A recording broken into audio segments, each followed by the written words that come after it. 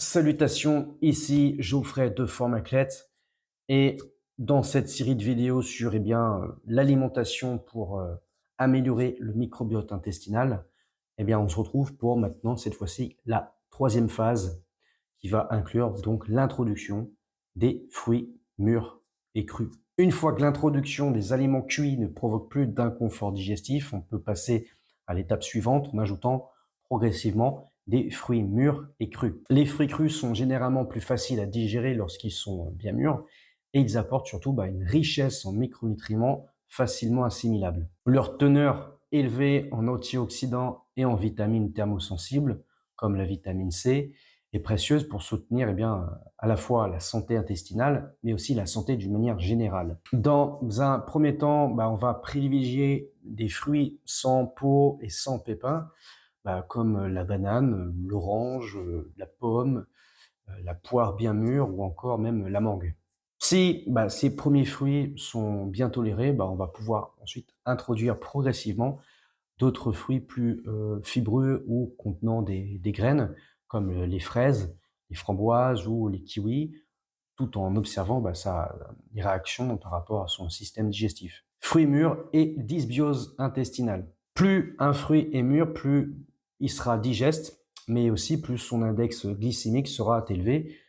Cela peut être un paramètre à surveiller si on est sensible à des pics glycémiques ou en cas de forte candidose. Cette phase permet d'évaluer la capacité du système digestif à tolérer les fruits crus, notamment en cas de prolifération suspectée de Candida albicans ou de fermentation excessive. L'objectif, ce serait de parvenir à pouvoir consommer plusieurs fruits crus et mûrs au cours de la journée sans qu'il y ait des inconforts digestifs avec la fermentation, comme des ballonnements, des gaz et des douleurs abdominales. En ce qui concerne les fruits secs, les dattes, les figues, les abricots, les raisins, ça c'est à éviter, surtout dans cette phase du protocole, car ils sont souvent traités chimiquement avec de l'ajout du glucose, de conservateurs en poudre, de riz ou de farine pour limiter l'humidité, et leur concentration en sucre est bien trop élevée. Alors la question c'est quand manger les fruits? Certains professionnels déconseillent de consommer les fruits seuls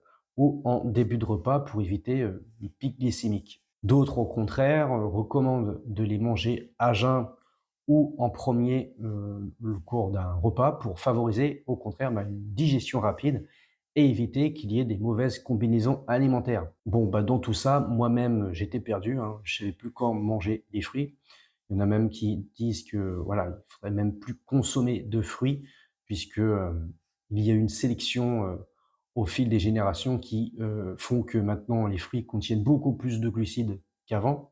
Bref, moi-même après avoir fait ces expériences, je dirais que la vérité, c'est tout simplement de tester les différentes options, de faire son expérimentation en consommant les fruits seuls, voir comment on ressent, à consommer les fruits avant le repas et après, et puis d'expérimenter, de voir comment on réagit par rapport à tout ça, en observant les sensations d'un point de vue digestif, avec les ballonnements, même l'énergie et le transit. Et puis après, on adapte le moment idéal pour nous, en gardant à l'esprit que cela peut évoluer dans l'avenir. Comme pour la deuxième phase, l'objectif est d'introduire progressivement les fruits mûrs et crus, tout en respectant la tolérance par rapport à son système digestif. Donc pour ça, on va utiliser le protocole de progression en commençant avec une cuillère à café de fruits mûrs ou une petite portion, hein, c'est juste pour avoir une unité de mesure. Puis on passe après à une cuillère à soupe.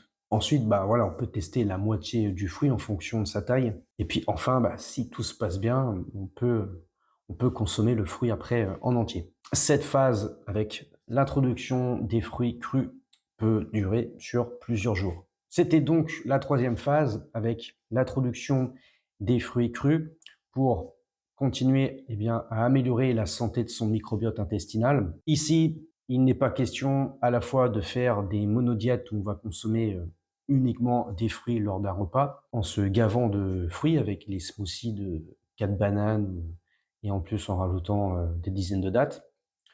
Je dis ça, mais je l'ai fait. Il ne s'agit pas non plus d'exclure totalement les fruits, mais plutôt de les consommer parce qu'ils sont très intéressant d'un point de vue nutritionnel, mais surtout micronutriments, puisque ici, dans cette série de vidéos, il n'est pas question non plus de suivre un régime uniquement basé sur la calorie et les macronutriments, mais l'aspect de micronutriments est aussi également à prendre en compte.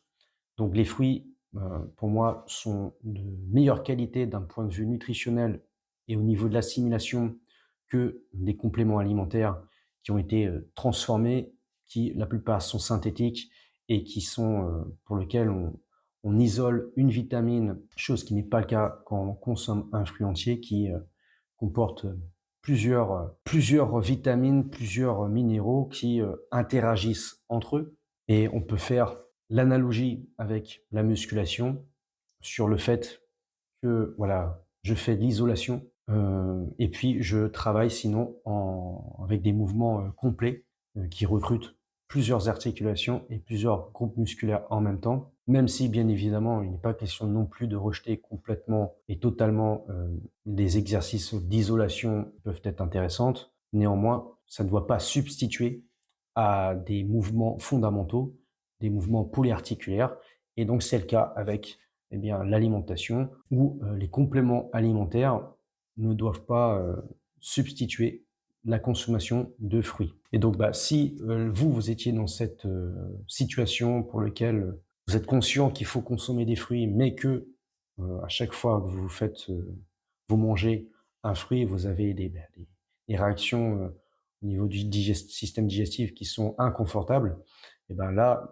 ce protocole va vous donner des principes et puis une carte routière, on va dire, pour que vous puissiez l'utiliser afin de savoir comment progresser jusqu'à arriver à pouvoir correctement digérer ces fruits. Donc, que ce soit pour une collation lors du petit-déj ou au milieu de la journée, que ce soit pour consommer le fruit pendant le repas, avant ou après, bref, expérimenter. Mais voilà, à mon sens, il est important de pouvoir consommer régulièrement des fruits au cours de la journée pour bénéficier, comme j'ai dit, de ces micronutriments, de ces antioxydants et de tous les minéraux qui sont disponibles et qui sont facilement digestes et assimilables. Et un paramètre qui peut faire que voilà, la consommation des fruits peut être inconfortable, c'est justement une forte prolifération de candidats albicans, d'où l'intérêt justement que dans la première et la deuxième phase, on limite considérablement les glucides, voire même on arrête complètement, temporairement, les sucres complexes comme l'amidon, pour pouvoir ensuite, dans cette phase, réintroduire progressivement ces fruits qui font à la fois un apport de glucides, mais aussi de micronutriments. Bref, je vous retrouve pour la quatrième phase de ce protocole. Vous avez maintenant l'article de blog que vous pouvez retrouver sur mon site formaclette.fr, où là, vous avez le protocole en entier, complet. Et n'hésitez pas à partager vos retours pour que cela puisse avoir l'opportunité d'avoir une interaction et donc d'échanger et d'enrichir le contenu. Sur ce, forme à vous.